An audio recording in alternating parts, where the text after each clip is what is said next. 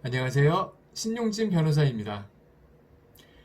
제가 동영상을 통해서 말씀드리는 내용은 다 비슷하지만요. 저는 일반적인 내용을 말씀드리기보다는 제가 실무를 하면서 겪은 내용 중에서 좀 특별한 내용들, 혹은 다른 일반적인 동영상에서 보거나 듣지 못하시는 내용들, 좀 대부분 좀 특별한 내용들, 좀 예외적인 내용들, 보완이 되는 내용들을 주로 말씀을 드리고 있습니다. 참고하시고요. 오늘은 이혼 시에 청구할 수 있는 재산 분할에 대해서 알아보겠는데요. 그 중에서 세 가지를 말씀을 드리겠습니다. 첫 번째는 전업주부가 받을 수 있는 재산 분할. 두 번째는 사실혼 관계에 있는 경우, 즉 동거라고 많이 얘기하죠.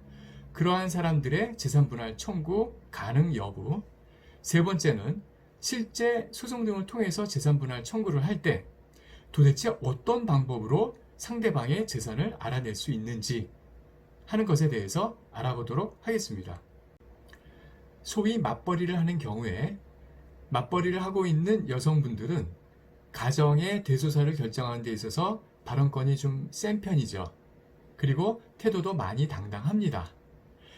그런데 전업주부인 경우에는 좀 그렇지가 못한 것 같아요. 발언권도 좀 약한 것 같고요. 그 다음에 어떤 집안의 대소사를 결정함에 있어서도 자기의 의견을 당당하게 피력하지 못하는 경우가 많이 있었던 것 같습니다.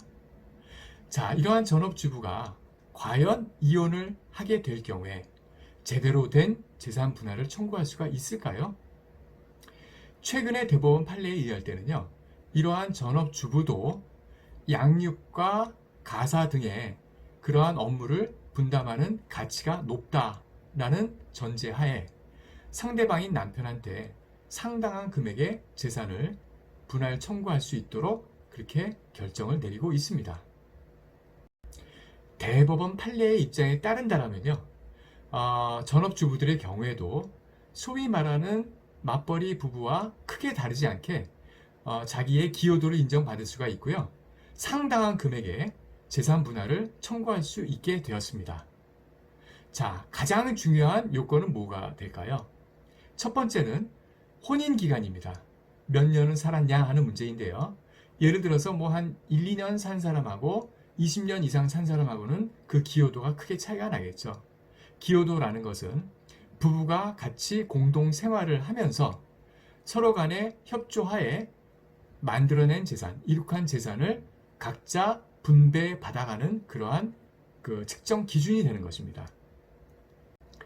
결론적으로 전업주부였다 하더라도 자기가 맡았던 양육과 가사 등을 충실히 해왔다면 한 15년, 20년이 지난 경우에는 기여도 50% 정도를 인정받을 수 있게 됩니다. 내가 받을 수 있는 재산 분할 금액이 얼마일까 하고 궁금해 하시는 분들은요, 제가 만든 앱을 한번 활용해 보시기 바랍니다. 이름은 이지 이혼인데요. 플레이스토어 등에서 쉽게 다운받을 수가 있습니다. 그 앱은 간단히 말씀드리면요, 내 명의로 되어 있는 재산 이외에 상대방한테 더 받을 수 있는 금액이 얼마인지를 자동으로 계산해주는 그러한 기능을 가지고 있는 앱입니다. 다음으로 사실혼 관계, 즉 동거 관계에 있다가 헤어지는 경우에도 재산 분할을 청구할 수 있는가라는 문제가 있는데요. 판례에 따른다면 이러한 경우에도 재산 분할을 청구할 수가 있습니다. 그런데 다음과 같은 경우에는 좀 문제가 있는 것 같아요. 그런데 동거를 하다가 만약 상대방이 사망을 했어요. 이랬을 경우에 이혼으로 인한, 즉 헤어짐으로 인한 재산 분할을 청구할 수가 있을까요? 이혼이라는 것은 상대방이 살아있다는 것을 전제로 하는 행위이기 때문에 이러한 경우에는 이혼으로 인한 재산 분할은 청구할 수 없게 됩니다. 그렇다면 상대방이 사망했으니까 상속을 받을 수는 있을까요? 상속 또한 혼인신고를 전제로 하는 것이기 때문에 상속권도 발생하지 않는다라는 것이 대법원 판례의 입장입니다. 자, 그렇게 되면은 상대방이 사망했을 경우에 남은 잔존자는 매우 억울하게 되는 것이죠. 자, 이러한 경우에 어떤 대처 방법이 있을까요? 첫 번째는 이러한 상황에 처한 사실혼 관계의 배우자는 그렇다면 전혀 재산을 상속받을 수가 없는 것일까요? 아주 특별한 경우가 있긴 합니다. 즉, 돌아가신 그 배우자가 상속인을 전혀 남기지 않았을 경우, 그랬을 경우에 한해서 특별 연고자로서 그 남은 재산을 상속받을 수 있기는 합니다.